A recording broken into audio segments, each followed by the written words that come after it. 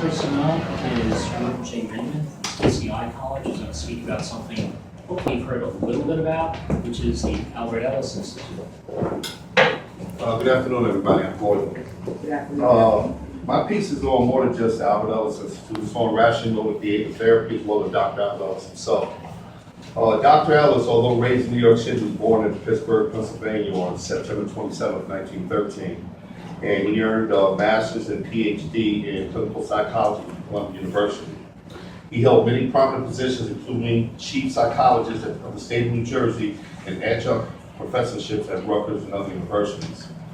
Dr. Ellis, founder and developer of the psychotherapeutic approach known as rational emotive behavior therapy, once known as rational motive therapy, which aims to help patients overcome irrational beliefs and unrealistic expectations. It is the first but now popular cognitive behavior therapy. Dr. Ellis came to reject many of the ideas of Sigmund Freud, concluding instead of laboriously exploring traumatic childhood experiences in their therapy, patients should forget their god-awful experiences and concentrate on taking steps to solve their problems. His new approach proved to be particularly successful in treating patients who suffer from anxiety as well as depression. Once serving as president of the Division of Consultant Psychology of the American Psychological Association, as well as the Society for Scientific Study of Sexuality, Dr. Ellis offers other various organizations, American Association for Sex Offenders, Counselors, and Therapists, the American Academy of Psychotherapists, and the American Association of Marital and Family Therapy. And these are professional societies. Dr. Ellis has received numerous awards that is known as a diplomat in the field of psychology. He is world renowned for his theories, studies, and findings. Respected by all of the various fields of psychology, and in 1982, an APA survey of clinical psychologists ranked Dr. Ellis ahead of Sigmund Freud, second only to Dr. Carl Rogers, on the list of most influential persons in the field. Dr. Ellis had also been considered the most influential psychologist in America and Canada by leaders in the psychology world.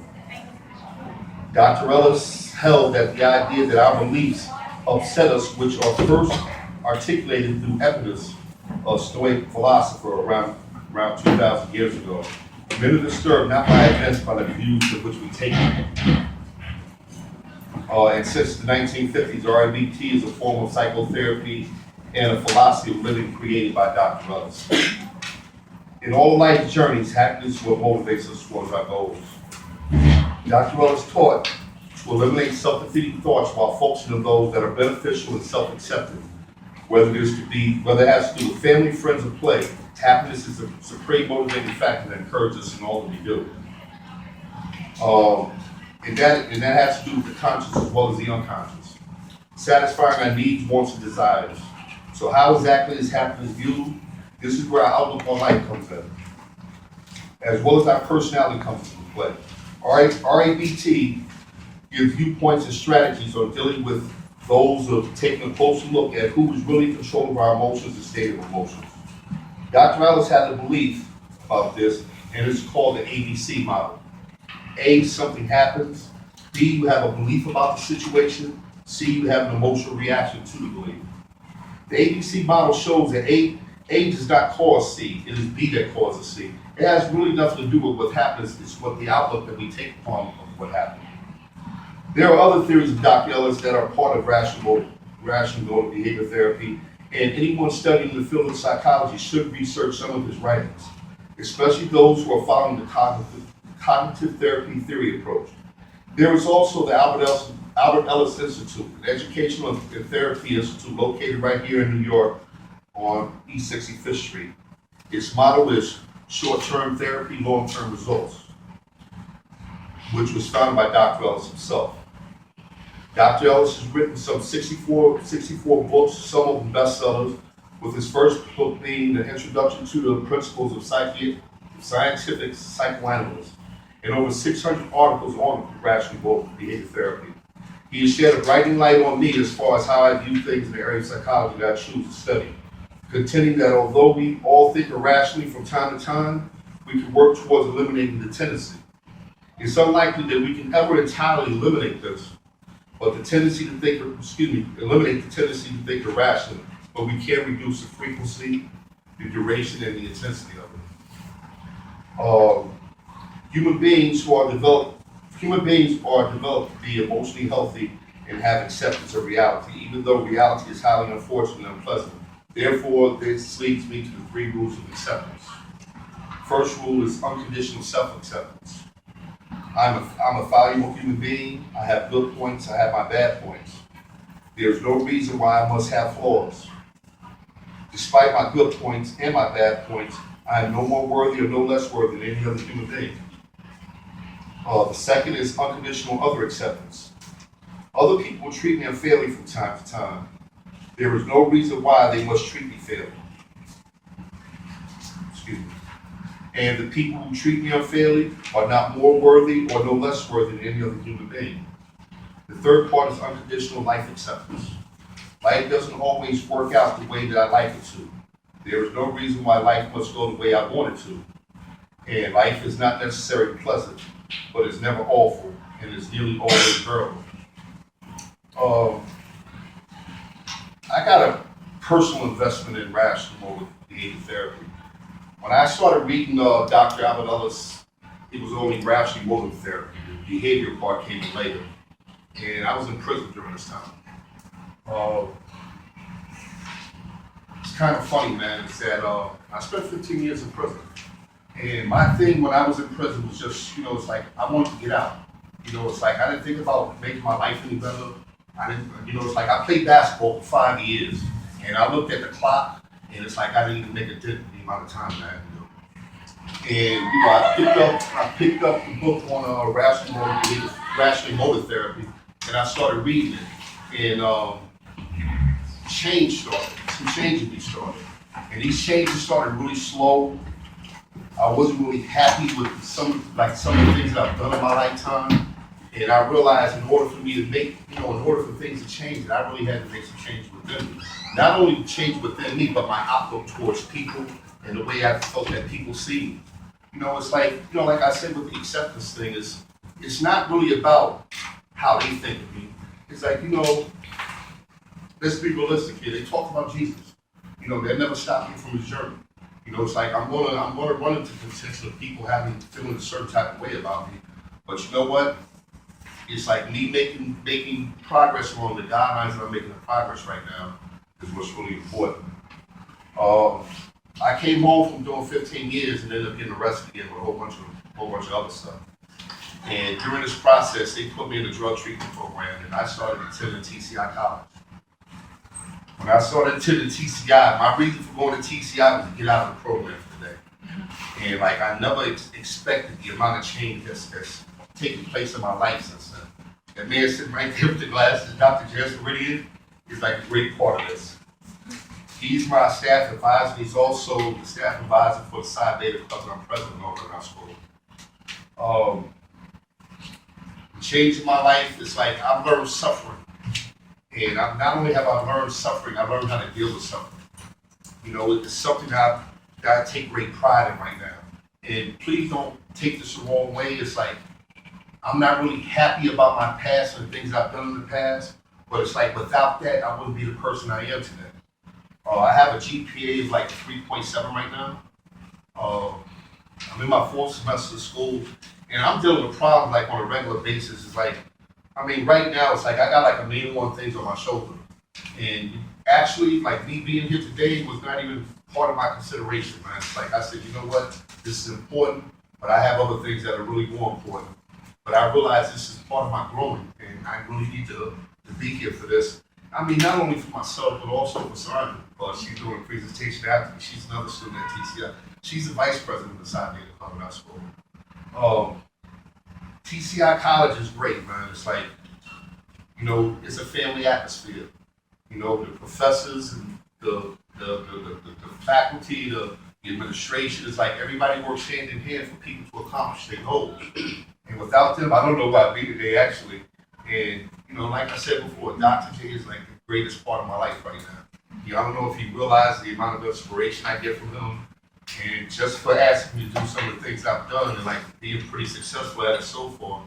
This isn't my first conference, this is my 3rd conference. And 2 of them have been through Dr. J. I'm a veteran also. I did one for veterans back on campus at the Red Cross a couple of weeks ago. And I'm meeting a lot of people, man. I'm doing a lot of things, man. And these people helped me throughout my life, man. And I really want to thank you for allowing me to be here today for this presentation.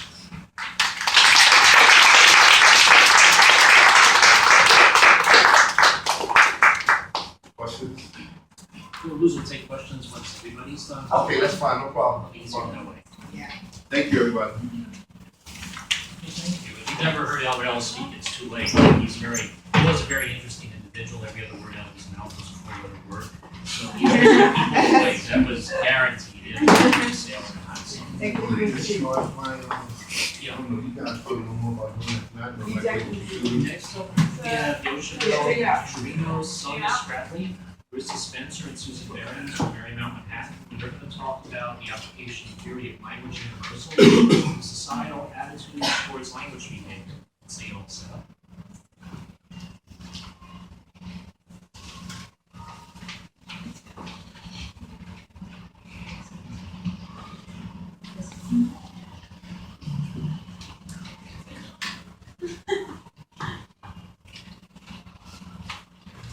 So our presentation today is on the application of theory of language universals to societal attitudes toward language behavior.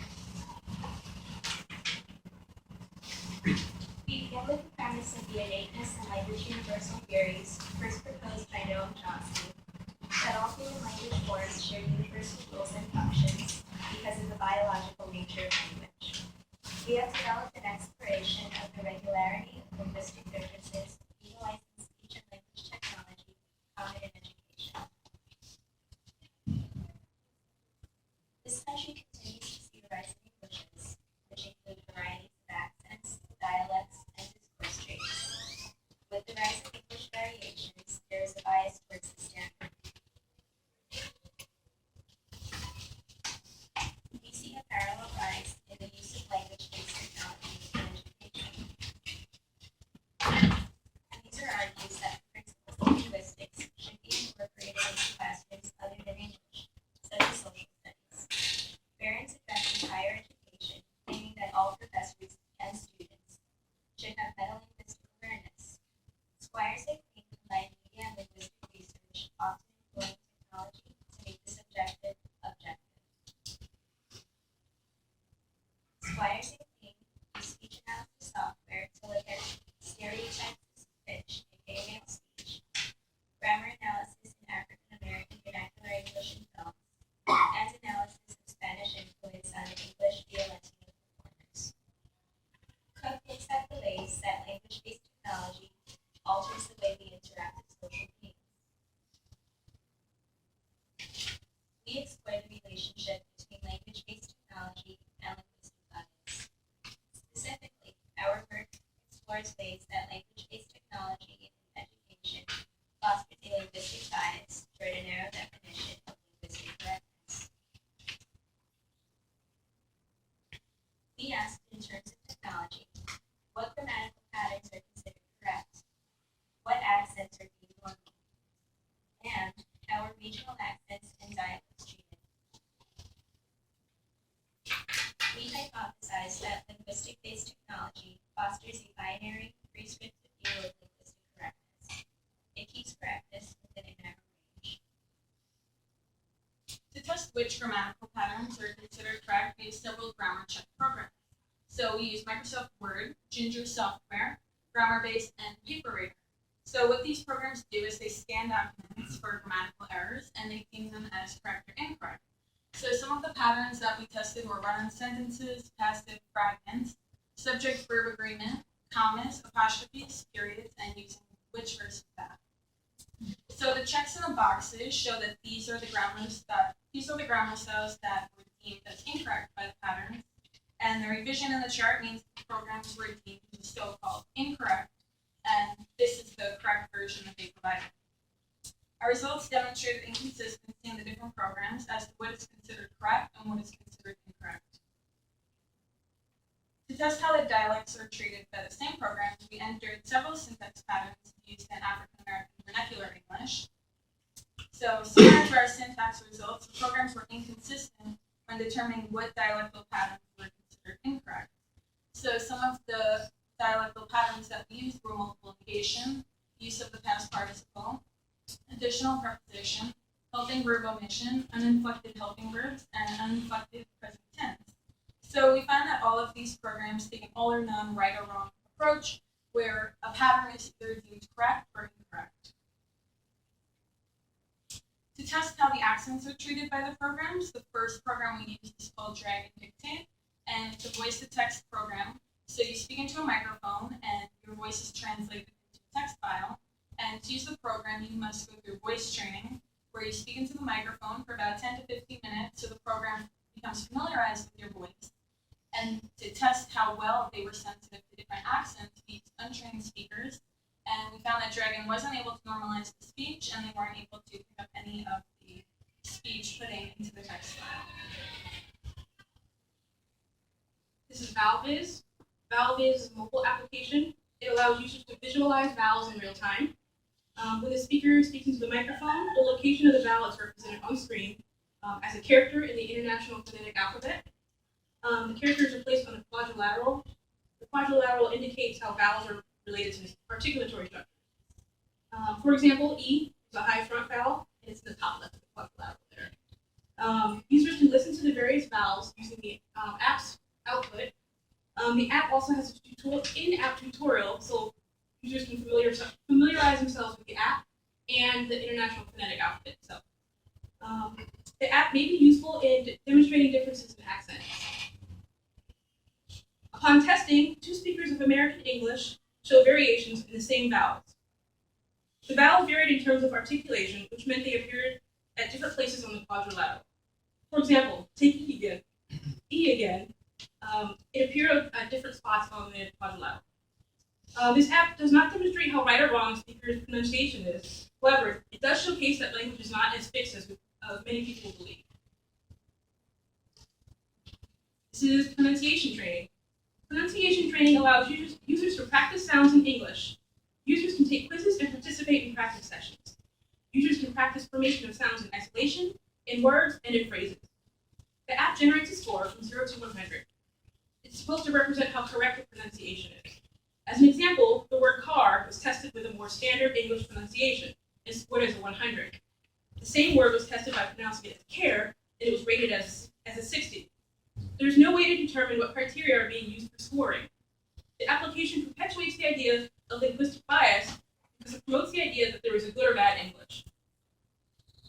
We tested iPhone, Siri, and Android speech recognition software using New York City accents. Both mobile devices did not recognize voice as opposed to bird. However, the devices did recognize the substitution of D for TH, as in D's for these. It also recognized occurrences of R deletion. For example, it correctly identified library despite it being pronounced as library. After we analyzed the results, we found that most of the linguistic programs demonstrated binary criteria of correctness. So that means that the language sample is either right or wrong. Across the language technologies, we found inconsistency as to what is considered correct and what is considered incorrect. In general, the different language technologies demonstrated insensitivity to dialectal variation. So these inconsistencies go against the linguistic validation of accent and dialectal differences. There's a need to explore the intersection of language use and technology in the educational setting. This is important because youth are the vanguard of linguistic changes resulting from the new technologies, meaning students are leading the way in language and technology use. Technology can alter language and social interactions, but how do the 3 work together? That is the next challenge for researchers.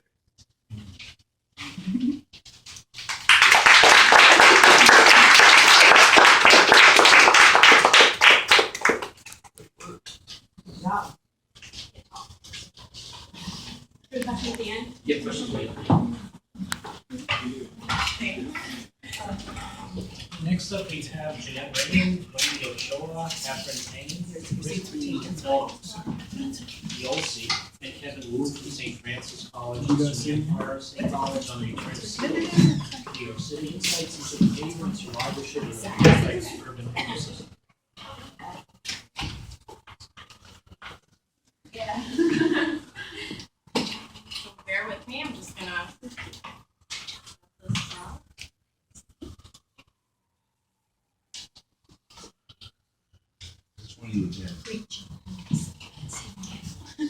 Oh, I'm sorry, what? Oh, She had Jeanette. same last name. Oh yeah, Raymond, I saw that. Everyone always like says, they're like, oh, you have a girl's first name and a boy's last first name, and I'm like, thanks.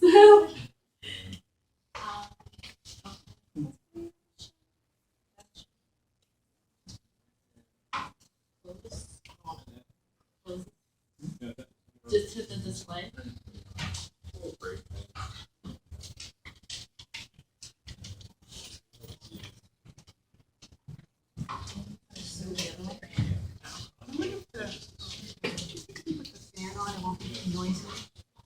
Maybe that thing.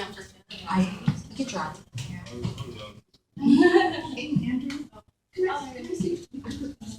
I know there's a noise issue, but it's. It's rather hot. Yeah.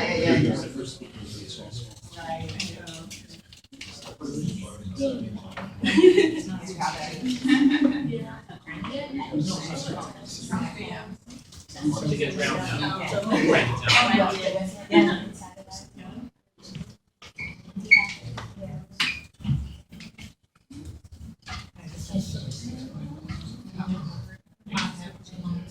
I'm sorry. I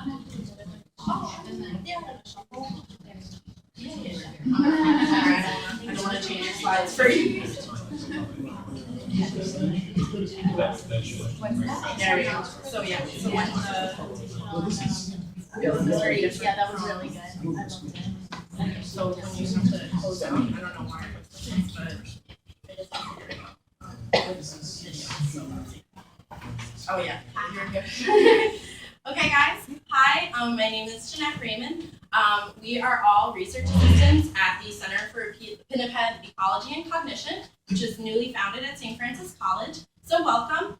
Today we're going to be talking to you about the return of seals into the New York City urban environment, as well as our lab work, and really kind of introducing you to what CSPAC is all about. So, CSPAC has three main arms, one being our lab work, which I'm going to talk to you about, the other being our field work, which Wendy's going to talk to you about, and then our conservation and education component. So, what's a pinniped? Does anyone know? No. So, so I'm going to tell you, you can kind of tell it is a marine mammal that has flippers. So that would include California sea lions, seals, and walruses. On the left-hand side is a California sea lion, and then we have a harbor seal on the right-hand side. So what are we doing in the lab right now? For a couple of years, we've been working on this experiment, which involves object-to-picture what's the word I'm looking for? Training. So a lot of research has been done with animals with 2D images. So we give these animals these 2D images and we ask them to identify the picture. But we don't know what they're actually seeing. So what we do is we do research. And we try to find out what they actually are taking in, what's the input look like. And a lot of that research has been done with pigeons and with monkeys, and now that computers are being integrated into research, this is becoming a phenomenon that's very common. So, but we want to know what they actually see. If a seal sees a photo of me, do they understand that that represents me, the actual physical being? And this is important for our field work, which Catherine will explain a little bit later. So where are we doing our research? It's very hard to house sea lions in New York, so we're doing our research out at the Long Island Aquarium in Riverhead. On the right-hand side, you can see the trainers, and that's the aquarium on the left. And who are our subjects? They're California sea lions. When I joined the project, they were 11 years old. Now they're 13. Java and Bunker, very adorable sea lions who originally came from Orlando. And so what did we ask them to do? So I kind of mentioned the object to picture transition. So we have them train with a very simple discrimination task where they have to choose between a ball and a pin, and the pin is always the correct choice. So they sit on this apparatus, I'm going to show you a video, and they always pick pin. Pin is always the right choice. And then, so that's what we trained them to do. And then we took photos of the ball and the pin blew them up to scale, and laminated them. And then we showed the sea lions again. We said, here's the ball and the pin again, but here are photographs of them. Can you still pick pin? Can you still make the right choice? So let me show you what the baseline looks like, if this video will work. So baseline is the physical ball, the physical pin. Just pick the pin. Let's see if this works. This is Java. He's doing 100. He's at 100% accuracy. You can see he's very enthusiastic. And notice how behaviorally he sticks his head right in that window. He is so sure of his choice. So sure, just right in there. So and that's important to notice.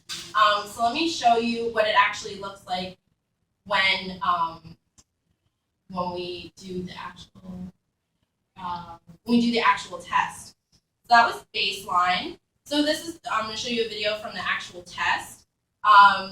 So the test being, again, the photograph of the ball and the pin, not the actual objects.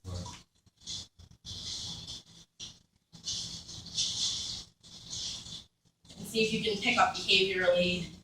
A little bit more hesitation. He doesn't stick his head in the window, yet he's still able to recognize that the pin is the correct choice. So there is clearly some, he's making that connection of, the pin, the photo of the pin actually represents the object. So our results were great. We experienced at baseline 100%, which means that they were 100% accurate in all of their trials. The test was a little bit lower, which is to be expected.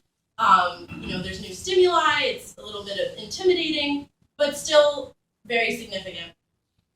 So we plan to continue this lab work, making it more complicated, more interesting, with audio and video discrimination tasks. So again, like I said, if a sea lion sees a photo of its trainer or hears its trainer voice, can it identify who the trainer is amongst maybe a bunch of photos or something like that? So what does this mean for us? What does this mean for our field work?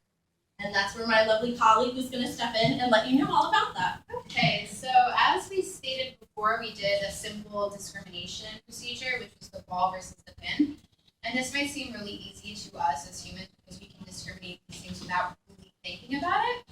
But take a look at the dots, and I could ask you guys which dot is more red. Obviously, the answer would be the dot to your left is more red. Unfortunately, we can't ask our seals like Astro what he perceives or what's more red and what his sensory perception is. So what we do is we use, again, very simple things like a signal response test.